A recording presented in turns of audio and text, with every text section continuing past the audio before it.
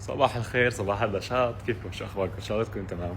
اليوم جاي على عمارتي القديمه، بدي صور كم شغله ان شاء الله بتنزل المفروض اليوم او بكره. اوكي.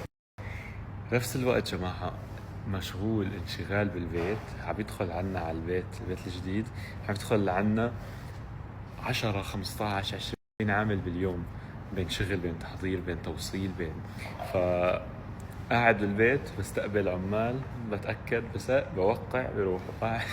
هذا هي شغلي. اوقات بقول لها شيرين روحي خلصي اذا عندك شيء تصوير قصة، روحي عند اهلك شوي، بعدين بترجع بتلاقي الامور في مكانها، نرجع بنعيد تاني يوم وهكذا. المهم انتم شو اخباركم؟ كيفكم؟ شلونكم؟ تمام. صار لي فترة عم حاول صور لكم ردة فعلي على فيديو العرس، لانه كثير حابب صورها، في كثير اشياء صارت جد حابب اشرح لكم اياها، بس ما عم بفضى. رح حاول اذا الله راضي اليوم حاول اسويها، اذا ما سويتها سامحوني. وشي تاني عم حاول اسويه، هو المشكلة انه زوايا البيت ما عم نقدر نصور فيها، دائما ما يخلص كل شيء ونعمل لكم هاوس تور وشيرين نحتمل لكم الهاوس تور لما نخلص القصص كلها. المهم بس والله كيفكم؟ شو اخباركم؟ ان شاء الله تكونوا تمام.